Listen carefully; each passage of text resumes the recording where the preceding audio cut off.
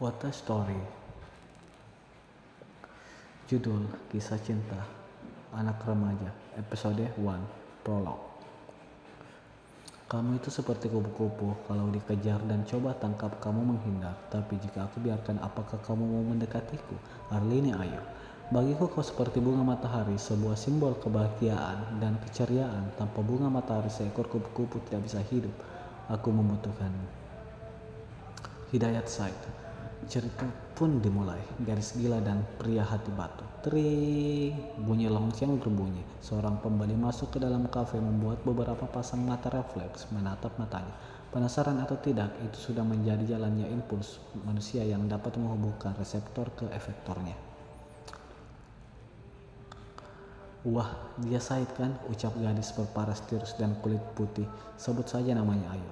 Ya, Arlene Ayu, sang pemeran utama dalam cerita antik ini. Kedua mata Ayu pun tak lepas dari seorang pria berseragam dengan earphone terpasang di telinganya. Pria yang baru saja memasuki kafe. Pria itu sedang berdiri depan kasir, sepertinya sedang memesan. Siapa sih? Tanya sosok gadis lain ikut tertarik dan membalikkan badannya untuk melihat jelas sosok pria bernamakan Said. Ah, si hati batu, sahutnya sembari berdecak dan senyum miring. Nurul, lo kenal dia? Tanya Ayu. Ayu menatap temannya yang sedang duduk di hadapannya. Nurul, ya Allah, lo teman sekolahnya kan? Lanjut Ayu, baru menyadari seragam yang dipakai gadis di hadapannya itu sama dengan seragam yang dipakai Said. Gue baru sadar lo sekolah di SMA Lapri, hehe, cangir Ayu. Kenal lah, satu sekolah, siapa yang gak kenal dia, coba, sahut Nurul sambil menyeruput es cappuccino di tangannya. Lo sendiri kok kenal Said? Dia gak sefamos itu sampai ke sekolah lain harus kenal dia, heran Nurul. Ayu pun tersenyum licik.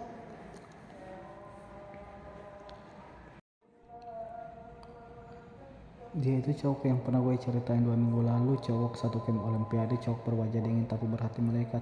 Hati malaikat pantat lo, dicak Nurul tajam. Ngomong aja jarang, gue kira dia bisu. Nurul, gak boleh ngomong begitu, gak baik ngomongin orang ganteng. Nurul hanya bisa mendesa berat sembari geleng-geleng melihat tingkah sahabatnya dari masa kecilnya itu. Jadi maksud lo Said yang ini cowok yang lo bilang sangat dingin, irit, ngomong pintar tapi suka bantu orang lain selama di camp olimpiade dan lo masih baper sama dia? That's alright baby. Yes he is, jawab Ayu penuh semangat. Ia pun berdiri dari kursinya dan mengeluarkan ponselnya itu dari tasnya. Dengan buru-buru Nurul menatap Ayu semakin curiga, keningnya pun berkerut. Mau apa loh? Minta nomor HP-nya dia. Kemarin waktu camp gue hanya bisa kagum dalam diam. Sekarang gue akan terang-terangan, doain gue ya. Nurul hanya bisa melongo, mulutnya terbuka sempurna. Selain tidak waras, sahabatnya itu memang sudah gila. Bagaimana bisa ada perempuan macam Ayu? Nurul pun jadi ragu kalau Ayu terbuat dari tanah liat seperti manusia lainnya. Bagaimana orang macam dia bisa juara satu olimpiade kimia senasional ya? Gue yakin pasti emaknya dulu suka hafalan tabel periodik, kalau nggak gitu suka dilihat Gemini Neutron, decak Nurul geleng-geleng.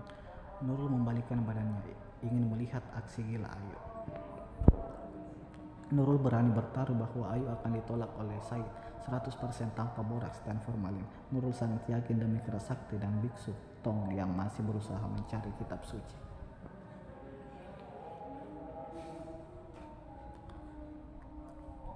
Ayu berjalan mendekati Said yang sedang duduk di kursi tunggu pemesanan takeaway. Ayu tersenyum merekah menatap wajah Said dari dekat saja sudah membuat jantung berdetak lebih cepat. Minta nomor HP lu, Ayu menyodorkan HP-nya ke Said. Ayu menunggu, tak ada reaksi dari Said.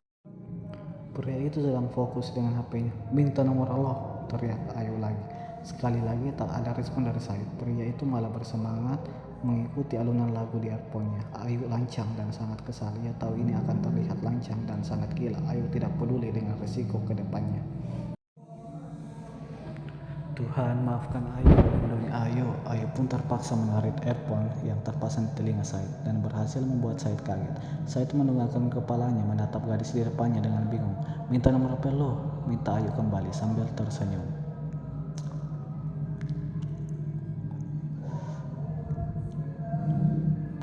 Said mengerjapkan kedua matanya beberapa kali, raut wajahnya datar dan sedikit bingung. Siapa gadis aneh dan gila di hadapannya ini?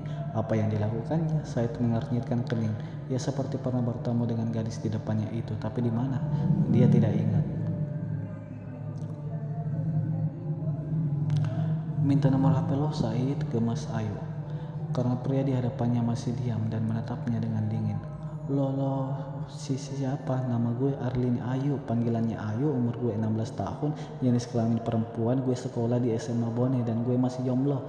Hah? Gue minta nomor lo, kita satu camp olimpiade kemarin, lo fisika dan gue kimia. Lo pasti ingat gue kan? Katanya Ayu dengan percaya diri di atas rata-rata. Enggak, desis Ayu sebal, kakinya ia hentakkan beberapa kali.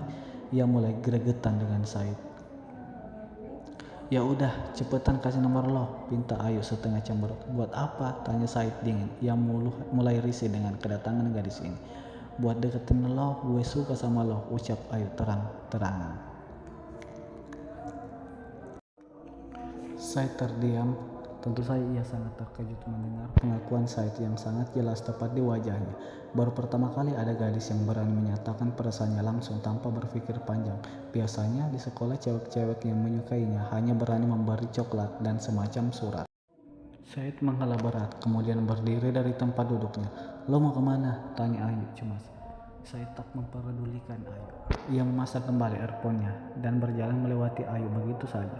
Said mengambil pesanannya yang telah jadi, kemudian berjalan keluar dari kafe tersebut. Lo belum kasih nomor lo, Said. Gue bakalan dapat nomor HP lo. Gue akan deketin lo dengan cara apapun itu. Pas. Nurul memasukkan kepalanya ke dalam tas. Dia sangat malu melihat ulah sahabatnya itu yang kini menjadi tontonan semua orang di dalam kafe. Kan apa gue bilang, Said akan menolak gadis itu, Nurul menyebut dalam hati. Bayangkan saja jika kalian yang punya teman semacam kayak itu. Nurul rela Tuhan, sangat rela jika Ayu jadi gila. Bukannya Nurul rela nyumpahin sahabat Nurul sendiri Tuhan, tapi Ayu itu benar-benar bikin Nurul malu jadi sahabatnya itu. Kota Story episode 1. Berpikirlah seperti seorang ratu. Seorang ratu tidak takut gagal. Kegagalan adalah batu loncatan lain menuju impiannya.